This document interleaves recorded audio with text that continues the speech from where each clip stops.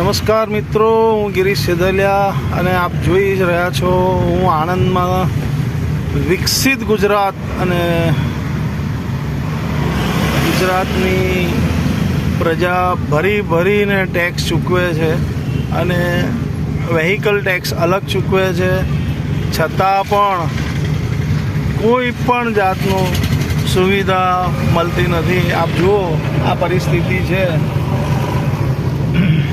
આ ઘણા સમયથી આ જ પરિસ્થિતિ છે, જોઈ શકો છો।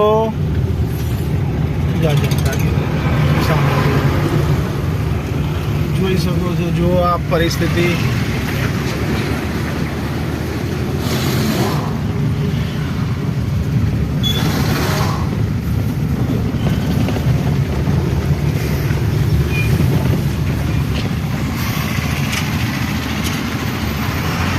આ બધું ચોમાસું આવે ને ત્યારે જ યાદ આવે છે અમને,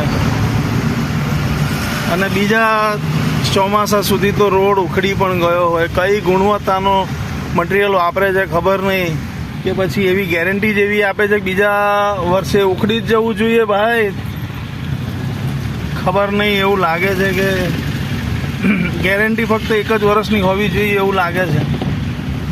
આ બી બન્યો છે તો કેટલા વર્ષ ચાલશે, ક્યારે બનશે ખબર નહીં।